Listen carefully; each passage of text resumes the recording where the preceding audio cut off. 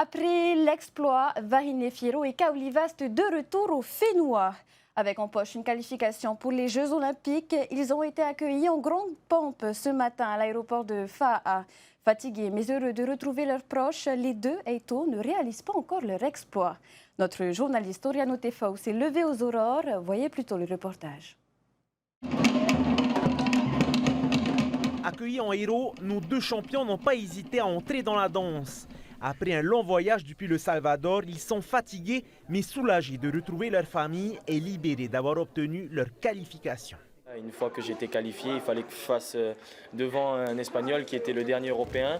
Et voilà, j'ai fini troisième. J'ai perdu la série, mais j'ai été quand même devant lui au niveau des points. Donc c'est moi qui ai eu la place pour les JO. Et voilà, et après c'était tellement d'émotions parce que c'était quelque chose, c'était un rêve. Et voilà, maintenant ça se réalise. Et voilà, et j'ai relâché toute la pression juste après la série. Et c'est incroyable.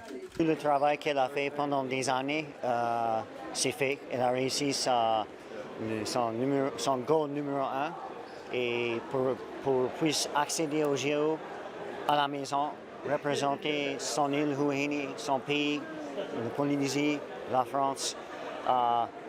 C'est un grand jour pour Vahine, une grande réussite que si tu travailles dur, tu peux réussir tes rêves. Et elle l'a fait et on est très très contents. Deux enfants du Fénois se feront la vague olympique sur leur terrain de jeu à Tehupo, un scénario improbable que nos deux Eito ont écrit dans l'histoire, un parcours exemplaire pour la nouvelle génération. L'avoir vu se qualifier pour le JO, ça m'a vraiment, elle m'a beaucoup inspirée et elle m'a beaucoup motivée à continuer et à donner de mon mieux, quoi, à tout faire pour réaliser mes rêves parce qu'elle sait ce qu'elle a fait. Oui, pareil, c'est un exemple et puis ça nous pousse vraiment à réaliser ce qu'on veut et que quand on y veut, c'est possible.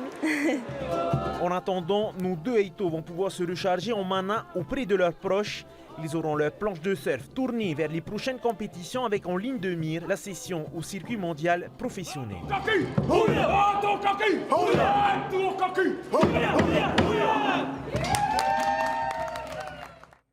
Et malgré la fatigue, Vahine Fierro est sur notre plateau. Bonsoir Vahine et félicitations pour cette première étape de franchie. Bonsoir à toi et à toute la Polynésie. Merci de m'accueillir sur votre plateau. Et oui, je suis super heureuse d'être de retour. Justement, on vient de le voir, vos proches vous ont réservé un accueil digne des champions ce matin, exténué après 23 heures de vol et pourtant vous avez quand même fait quelques pas de danse pour honorer cet accueil matinal. C'est rigolo parce que la compétition elle a duré 8 jours, mais les 24 heures de voyage qu'on a fait, ça paraissait 2 mois, donc on est arrivé assez fatigué, mais l'accueil nous a remonté, nous a donné le plus grand sourire, on a pu faire des câlins aux gens qu'on aimait, et on a vraiment ressenti la chaleur de Tahiti, l'amour que les Polynésiens ont et c'était juste magnifique. Une grande fierté pour les Polynésiens. Vous vous êtes donc qualifié pour les prochains Jeux Olympiques. Dans quel état d'esprit étiez-vous lors de l'annonce de cette nouvelle ? Oui, cette année, c'était un de mes objectifs les plus grands, de me qualifier aux Jeux Olympiques 2024 à Tahiti. Et ça a été une semaine intense en émotions, des jours hauts, des jours un peu plus bas, des émotions de partout. Et puis le moment où je me suis qualifiée, tout s'est relâché. Il y a eu des larmes de joie, des larmes de peur et c'était juste... Ouais, c'était intense, mais à la fin, le travail a payé et on est au JO. Les JO, justement, les épreuves de surf, en tout cas, se tiendront à Tehupo, votre terrain de jeu. Ce sera un avantage pour vous ? Oui, c'est sûr que venant de Tahiti, de Tehupo, on est habitué à la vague, on passe beaucoup de temps à l'eau, donc on a déjà ce plus. Et puis, je pense que c'est un atout pour nous de connaître la vague. On peut toujours progresser tous les jours. On a beaucoup de travail à faire. Et puis, je pense que c'est un bon objectif à avoir de juste travailler jusqu'à ce qu'on progresse tous les jours pour que le jour des JO, on soit prêt. En parlant de Tehupo, on l'a vu lors de la Tahiti Pro, mais vous avez reçu le soutien des habitants de la presqu'île. Ce sont des soutiens qui vous portent, qui vous poussent à vous surpasser. Oui, le soutien des Polynésiens, c'est, je pense, le meilleur soutien au monde. Pour moi, c'est vraiment quelque chose qui me rassure parce que je sais que que je réussisse ou que je perde, ils vont toujours m'aimer pour qui je suis. Donc, c'est vraiment une grande motivation pour moi.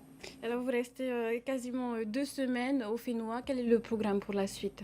Alors là, je veux juste rentrer chez moi à Wahine et retrouver ma famille, mes amis, faire autre chose que le surf, décompresser un peu et puis ensuite, c'est reparti voilà, pour les prochaines compétitions.